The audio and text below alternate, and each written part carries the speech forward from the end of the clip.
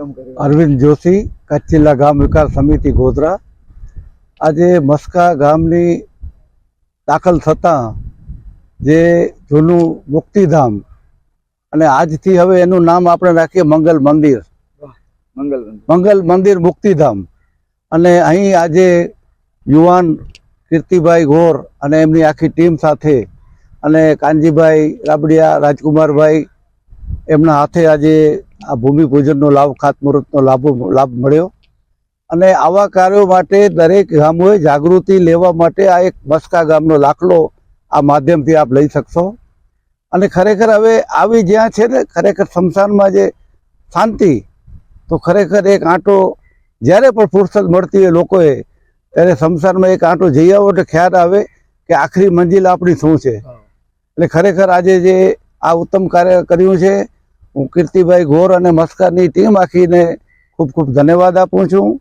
અને આ કાર્યમાં કચ્છ જિલ્લા ગામ વિકાસ સમિતિ દાતાઓ આપની સાથે રહ્યા જ છે અને રહેશે।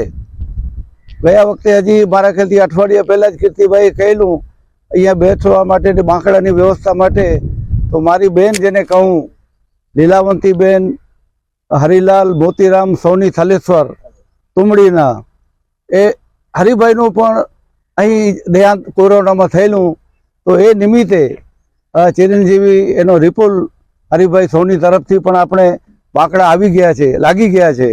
તો એવા દાતાઓ આપણને મળતા રહે છે। અને ખરેખર એ આપણા સુનિલભાઈ સોની, સુનિલ લક્ષ્મીદાસભાઈ સોની, એમની બેન લીલાવંતી અને મારી બેન થાય। એટલે આવા કાર્યોમાં પૈસા માટે કોઈ કામ અટકતું નથી, માણસો કામ કરવા આગળ આવતા નથી। સરકાર તો આપે જ છે પણ સાથે દાતાઓ આપે, પણ ક્યારે આપે? જ્યારે તમારું ટ્રાન્સફોર્મેશન, તમારો વ્યવહાર ક્લિયર હોય તો આવા કામો બહુ ઝડપી થાય, વ્યવસ્થિત થાય। એવી આજે સોમવાર છે, ભગવાન શિવ સોમનાથ અને કોટેશ્વરને પ્રાર્થના કરું કે આની જે જરૂરિયાત આપણે જોઈતી હોય તો આ મુક્તિધામ મંગલ મંદિરમાં બધાનો સહયોગ મળતો રહે એવી મારી શુભેચ્છા। બસ, ધન્યવાદ। હર હર મહાદેવ।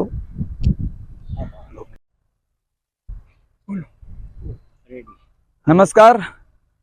एक स्मशान, एक मंदिर, एक कूવો, સમરસતાના ભાવ સાથે સનાતન હિન્દુ સમાજના સ્મશાનની વિકાસની કામગીરી અત્યારે મસ્કા ખાતે અમારા કચ્છ જિલ્લા ગ્રામ વિકાસ સમિતિના માનનીય પ્રમુખ શ્રી અરવિંદભાઈ જોશી, એવા જ અંધ અપંગ માનવ કલ્યાણ સોસાયટીના દિનેશભાઈ અને આ વિસ્તારના જાણીતા દાતા અને મસ્કાના અમે કહીએ તો પાયાના પથ્થર એવા આદરણીય કાનજીભાઈ એટલે કે રાજકુમારભાઈ રાબડિયાના વરદ હસ્તે આજરોજ અહીં વિકાસ કામોનો ખાતમુહૂર્ત કરવામાં આવ્યો।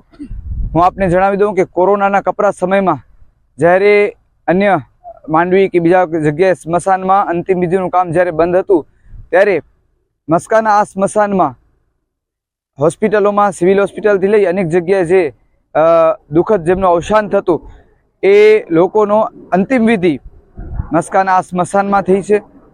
અને કોરોનાના કપરા કાળમાં ખૂબ ઉપયોગી આ જગ્યા અત્યારે એના વિકાસનું કામ અમે જ્યારે હાથમાં ધર્યું છે ત્યારે માટીની ભરતી કરાવી, એની બાઉન્ડ્રી બનાવી, બેસવાની સુચારુ વ્યવસ્થા થાય, વૃક્ષો વાવી, જળ સંગ્રહનું પણ કાર્ય થાય, સાથે સ્નાનઘાટ અને શૌચાલય અને પાણીના ટાંકાનું કામની વિકાસની કામગીરી જ્યારે હાથમાં ધરી છે, ત્યારે સંસ્થા, સરકાર અને દાતાઓના ત્રિવેણી સંગમથી અમે લોકોએ આ કામ હાથમાં ધર્યું છે।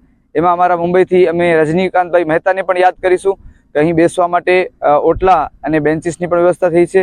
એવી રીતના વિગતવાર અરવિંદભાઈ પણ કહેશે, એમના તરફથી પણ અમને પૂરતો સહયોગ મળ્યો છે।